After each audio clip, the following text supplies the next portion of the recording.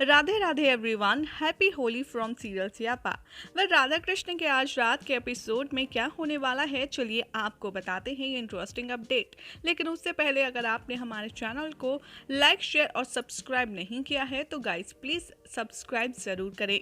वह राधा कृष्ण के एपिसोड में आज रात दिखाया जाएगा कि राधा कृष्ण से कहती हुई आएंगी नजर कि कृष्ण क्यों ना तुम मुझे अपना नृत्य दिखाओ। कृष्ण भी बहुत प्रसन्न हो जाते हैं और कहते हैं कि ठीक है राधा, और राधा का हाथ पकड़कर वो उन्हें अपने साथ ले जाते हैं गहन मुद्रा में और अंतरिक्ष में पहुंच जाते हैं, जहां पर वो अपना नृत्य करना शुरू करते हैं। इसे देखकर राधा के साथ साथ सारे देवता बहुत ज़्यादा प्रसन्न होते हैं। उधर महादेव कहेंगे कि श्री कृष्ण का नृत्य तो जीवन में रास भर देता है और ये रास भरे हुए श्री कृष्ण को मेरा शत शत प्रणाम।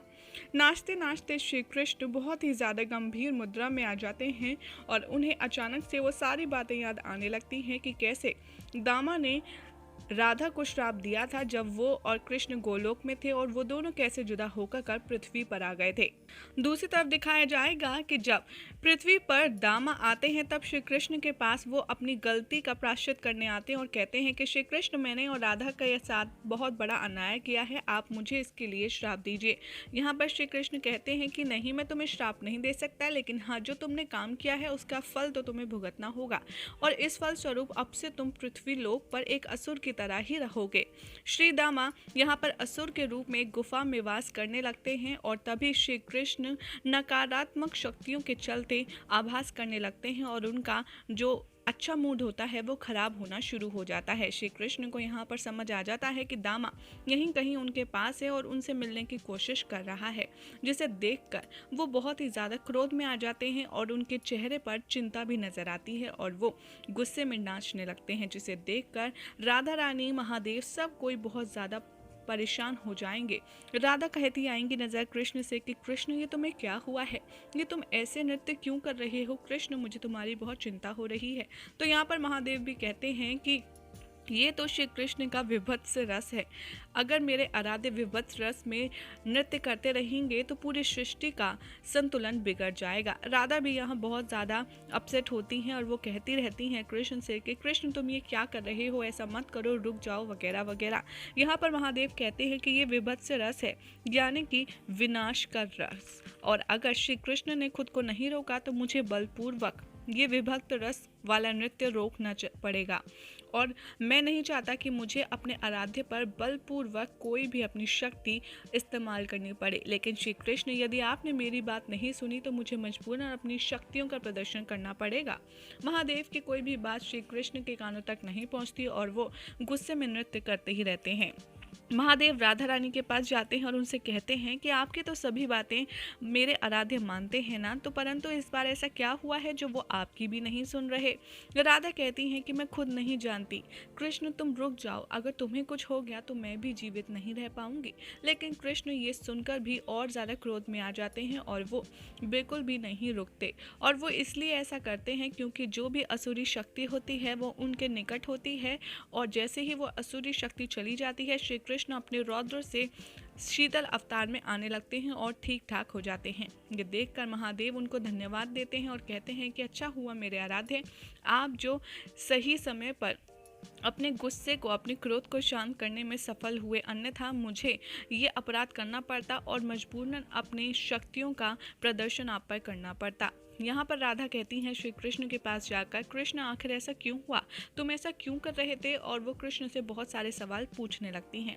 लेकिन श्री कृष्ण जो होते हैं वो बिना को जवाब दिए पाताल से अपने शरीर में लौट जाते हैं और वो ब्रह्मांड से अपने शरीर से लौटते ही वहाँ से चले जाते हैं। जैसे ही राधा उन्हें ढूंढते हुए वापस अपने शरीर में आती हैं, वो पूछती हैं कि कहाँ गए कृष्ण, तुम कहाँ गए। उधर श्री कृष्ण अपने कक्ष में होते हैं और जैसे ही राधा उनके पास पहुँचने की कोशिश करती हैं, श्री कृष्ण द्वार बंद कर लेते हैं और राधा भी द्वार के दूसरी तरफ बैठ जाती हैं और कहती हैं कि कृष्ण, जब तक तुम दरवाज़ा नहीं खोलोगे मैं भी यहीं पर बैठी रहूंगी। कृष्ण बहुत ही ज़्यादा गहन चिंता में चले जाते हैं और कुछ सोचने लगते हैं। ये देखकर दाऊ कहते हैं कि कृष्ण बहुत ज़्यादा गहन सोच में चला गया है। द्वारकावासी बहुत ज़्यादा चिंतित होते हैं। वो कहते हैं लेकिन द्वारकाधीश ने तो पहले कभी ऐसा नहीं किया, आखिर आप क्यों कर रही हैं? दाऊ कहते हैं कि हाँ, ये तो मैं भी सोच रहा हूँ, लेकिन जैसे ही कान्हा अपनी गहन निद्रा से जागेगा मैं आप सबको ज़रूर बताऊँगा। सब उनका धन्यवाद कहकर चले जाते हैं। 2 दिवस बीत चुके होते हैं। कृष्ण ने और राधा ने कुछ भी नहीं खाया होता है। तीसरा दिवस भी चल रहा होता है और कुछ लोग आते हैं जो कृष्ण के बारे में पूछते हैं। बलराम दाऊ उनसे भी यही कहते हैं और कहते हैं कि जैसे ही कान्हा अपनी गहन निद्रा से जागेगा मैं आप सबको सूचित कर दूंगा, आप फिर कान्हा से मिल सकते हैं। और वो भी दाऊ का धन्यवाद कह करके चले जाते हैं। तभी दाऊ को पता लगता है कि 3 दिवस बीत गए हैं, राधा ने खाना तक नहीं खाया है। वो खाने की प्लेट लेकर के जाएंगे राधा के पास और कहेंगे कि कुछ खा लो। राधा कहेंगे कि नहीं दाऊ, जब कृष्ण दरवाज़ा खोलेगा मैं तभी कुछ खाऊंगी, और वैसे भी कृष्ण भी तो 3 दिन से भूखा है, तो मैं भला ऐसे में खाना कैसे खा सकती हूँ। उधर महादेव कहेंगे माता पार्वती से कि क्या तुम जानती हो ऐसा क्यों हुआ है। यहाँ पर पार्वती माता बहुत ज़्यादा सरप्राइजिंगली कहती हैं कि नहीं प्रभु, आप बताइए कैसा क्यों हो रहा है। तभी महादेव कहते हैं क्योंकि श्री कृष्ण अपनी आत्मग्लानि में है, इसी कारणवश उनके अंदर भय भी नजर आ रहा था, और ये सब एक ऐसी शक्ति की वजह से हुआ है जिसको श्री कृष्ण ने श्राप दिया था और उसका वो गलत इस्तेमाल कर रहा है, वो भी सारे मनुष्य को हानि पहुंचाने के लिए। और वो कोई और नहीं बल्कि उसका नाम है शंखचूड़। ये नाम सुनकर माता गौरी बहुत ज़्यादा चिंता में बीत जाती हैं। वो कहती हैं कि आखिर यह है कौन। यहाँ पर श्री कृष्ण के बारे में बताते हुए महादेव कहते हैं कि असल में वो श्री दामा ही हैं और वो अपनी प्रेमिका से बहुत ज़्यादा प्रेम करता है, लेकिन वो गलत रास्ते पर चल रहा है। उधर दिखाया जाएगा दामा जो कि अब इस धरती पर शंखचूड़ के नाम से आया हुआ है, वो अपनी पत्नी तुलसी से मिलने असुर लोक में जाता है। यहाँ पर दिखाते हैं कि दामा की जो शंखचूड़ है उसकी भी शक्तियाँ ठीक उतनी ही होती हैं जितनी कि श्री कृष्ण की, यानी कि श्री कृष्ण की शक्ति प्रेम है, यहाँ पर शंखचूड़ की भी पत्नी है, उसका प्रेम उसकी शक्ति है और वो बहुत ही ज़्यादा प्रबल है। यहाँ पर दिखाई जाएंगे कि शंखचूड़ की पत्नी तुलसी जी होती हैं और वो कहती हैं कि अगर आप स्वामी मुझसे इतना प्रेम करेंगे तो मैं आपसे हट करने लगूंगी। यहाँ पर शंखचूड़ कहते हैं कि हाँ तो तुम हट करो, तुम बताओ तुम्हें क्या चाहिए, मैं दुनिया की सारी चीज़ ला कर के तुम्हारे चरणों में रख दूंगा।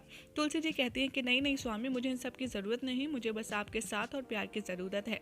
शंखचूड़ कहते हैं कि मैं कृष्ण से मिलने गया था, लेकिन मैं देवलोक से अब देवों को खदेड़ कर बाहर निकाल दूंगा। तुलसी ये सुनकर बहुत ज़्यादा चिंता में पड़ जाती हैं। शंखचूड़ कहते हैं कि मैं समझ रहा हूँ तुम किस बात की चिंता कर रही हो। तुम जानती हो ना कि मैं कृष्ण से मिलने गया था, लेकिन मैं वापस आ गया क्योंकि मैंने कृष्ण की आंखों में भय देखा। ये सुनकर तुलसी बहुत खुश हो जाती हैं और कहती हैं कि ठीक है, तो अब मैं निश्चिंत हूँ कि आपका कोई कुछ नहीं बिगाड़ सकता। उधर 3 दिवस के बाद श्री कृष्ण द्वार खोलते हैं और राधा के पास जाते हैं और कहते हैं कि मुझे क्षमा कर देना राधा।